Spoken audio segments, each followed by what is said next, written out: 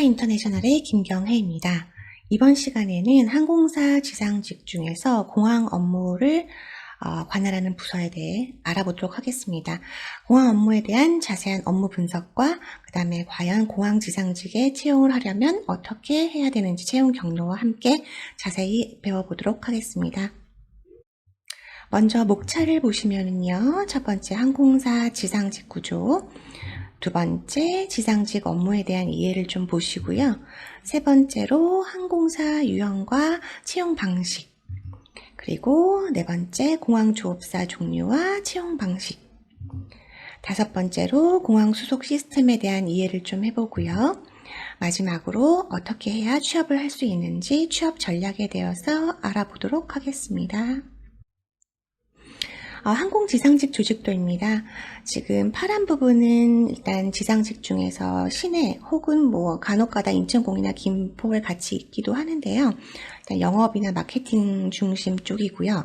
빨간 부분은 실제 오퍼레이션, 공항에서 이루어지는 부분입니다.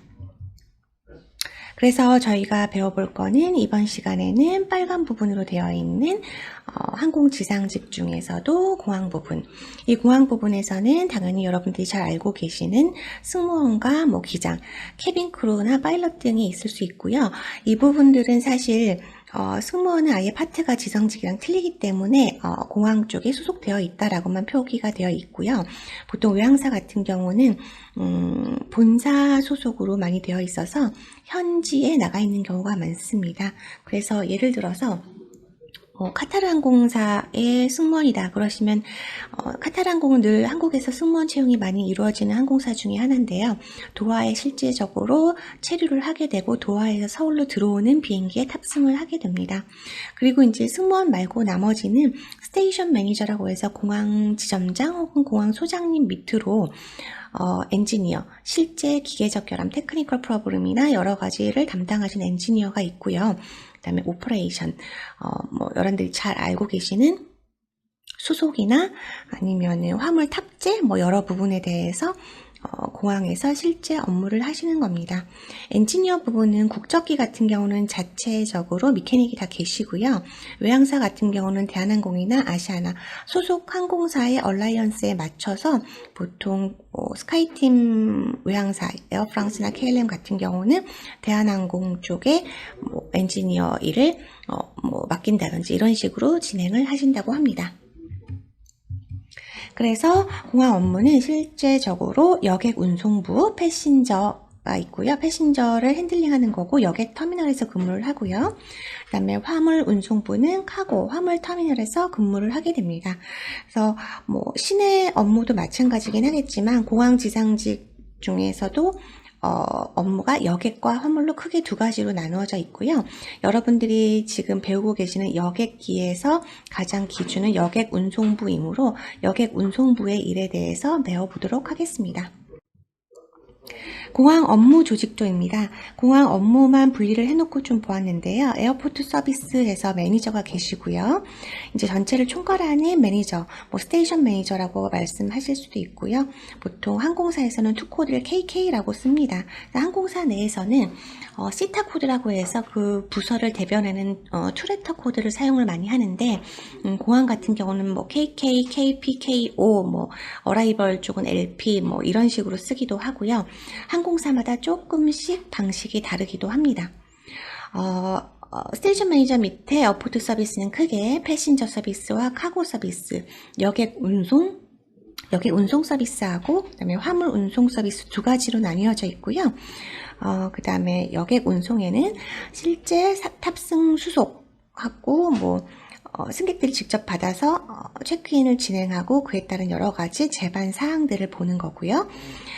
그 다음에 로드 컨트롤이라고 하는 거는 쉽게 말하면 비행기의 무게를 밸런스를 맞춰주는 건데요. 여객과 그 다음에 여객이 가지고 가는 수화물과 그 다음에 그날 탑재되어 있는 항공 화물들, 예약되어 있는 항공 화물들의 밸런스를 잘 맞춰서 비행기가 나를 때 기체가 어느 한쪽으로 기울지 않도록 잘 밸런스를 맞춰주는 작업입니다. 보통 국적기 같은 경우는 로드 컨트롤 부서가 따로 분리되어서 전문적으로 하시는 부분들이 많고요. 외항사 같은 경우는 수속 쪽에서 로드 컨트롤을 같이 하기도 합니다. 로드 컨트롤은 사실 굉장히 중요한 부분이긴 한데요.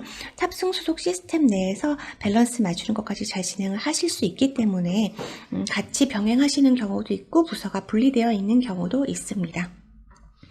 그 다음에 케이터링 부서인데요. 케이터링은 뭐 잘 아시다시피 기내에 탑재되는 승객의 식사죠. 일반식이면은 승객 탑승하시는 승객 수에 맞춰서 가는 거고요. 그 다음에 소화와 유아식도 추가로 신청이 될 수도 있고요. 그 다음에 뭐 종교적이거나 아니면은 건강적이거나 뭐 여러 가지 다양한 이유로 특별식을 신청하시는 분들도 있으시죠. 예를 들어서 뭐 다이아베틱 밀, 당뇨밀이나 당뇨 식사 아니면 뭐 글루텐 프리 밀, 뭐 이런 거나 아니면은 로우 칼로리 밀, 그 다음에 아시안 베지터리안 밀, 뭐 이런 거는 다 건강상의 이유로 신청하시는 특별식이고요. 그 다음에 종교식은 뭐 힌두 밀, 모슬렘 밀, 뭐 코셔 밀, 이런 거는 뭐 이슬람 쪽이나 그런 종교를 갖고 계신 힌두교를 갖고 계시는 분들이 드시는 식사입니다. 그리고 여객 서비스 중에서는 수화물 서비스도 빠질 수가 없는데요. 수화물 서비스는 승객이 캐빈 안으로 기내 안으로 가지고 갈 수 있는 캐빈 배기지하고 체크드 배기지 수화물을 비행기 밑에 그러니까 승객이 앉는 자리 말고 따로 컨베이어 벨트로 보내서 따로 수화물을 실어서 나중에 찾는 체크드 배기지 두 가지 종류가 있습니다. 캐빈 배기지는 보통 7kg 정도의 무게로 사이즈가 항공사마다 정해져 있고요. 왜냐하면 기내에 들고 들어갔을 때 이동에 문제가 없어야 되고 그 다음에 위에 캐빈 그 컴파트먼트에다 들어가야 되기 때문에 사이즈가 제한이 있고요. 그 다음에 체크드 배기지 같은 경우는 여러분이 여행하시는 목적지에 따라서 좀 개념이 틀릴 수는 있는데요. 어느 지역은 피스 컨셉이라고 해서 가방의 개수를 제한하는 무료로 가방의 개수를 어느 정도까지만 허용하는 그런 경우가 있고요. 어떤 경우는 어떤 데스티네이션인 경우는 무료로 가방의 무게 킬로그램 수를 제한하는 경우도 있습니다. 라운지 같은 경우는요, 뭐 비즈니스나 퍼스트 같이 좀 상위 등급의 클래스인 경우에 라운지가 제공되기도 하고요. 뭐 잘 아시다시피 일반석에서 라운지가 제공이 될 때는 뭐 라운지에 대한 뭐 신용카드나 여러 가지 액세스 방법이 있으시겠죠. 그리고 뭐 실질적으로 돈을 지불하고도 뭐 라운지를 사용하실 수도 있으니까 그런 라운지 전반에 대한 내용이 있고요. 항공사에서 간혹가다 라운지 쿠폰을 돈을 받고 판매를 하는 경우도 있습니다. 그럴 경우에는 수속 데스크에서 같이 그것을 컨트롤해 줘야 합니다. 그리고 신원 확인도 있죠. 당연히 수속 데스크에서 여권과 여러 가지 다양한 아이덴티피케이션을 하기 때문에 물론 예약을 진행하실 때 아피스라고 해서 승객의 데이터를 여권 정보를 예약에 집어넣으면 GDS에서 수속 시스템으로 넘어오긴 하는데요. 실제 그 여권과 그다음에 여행하는 승객이 동일한지 그리고 입국하시는 그 국가가 여권의 유효기간을 얼마를 확인을 하는지 비자를 요구하는지 여러 가지 다양한 방식으로 입국하셨을 때 문제가 없도록 신원 확인을 하기도 합니다. 여기까지는 여객에 대한 업무였었고요. 오른쪽에 보시면은 카고, 화물에 대한 얘기인데 여객이나 카고나 각각 다 지상 조업이 붙습니다. 그래서 항공사에서 직접 하기도 하고요. 그다음에 여객에 대한 지상 조업이 따로 줄 수도 있고요. 아니면 화물에 대한 지상 조업을 따로 외항사나 다른 뭐 항공사에서 부탁을 할 수도 있는 부분입니다. 그래서 우리는 항공사에 취업을 하고 싶긴 하지만 항공사가 취업의 길이 너무 적으면 사실은 지상 조업부터 먼저 두드려 보는 것도 좋은 방법입니다. 일단 업무 자체는 거의 동일합니다. 지상 조업과 항공사는 항공사 일을 지상 조업에서 대행을 해주는 시스템이기 때문에 지상 조업에서 일을 하시다가 항공사 직원과 잘 인맥을 만드신다거나 그러면 그쪽 항공사에서 결혼이 생겼을 때 얼마든지 정보를 잘 받으실 수가 있어서 사실은 여러 다양한 방법으로 빨리 정보를 얻고 그 항공사 분들에게 조금 자신의 역량을 좀 더 발휘하고 좀 더 친근감을 갖고 정보에 빨리 접근하려면 지상조업에 먼저 접근해서 취업을 하는 것도 항공사로 바로 갈 수 있는 좋은 방법 중에 하나입니다. 그 다음 장 보시면요. 일단 여객 쪽, 화물 쪽 이렇게 따로 분리를 했고요. 좀 전에 말씀드린 것처럼 여객은 여객 운송 서비스 조업사가 있고, 그다음에 화물은 화물 운송 서비스 조업사가 있습니다.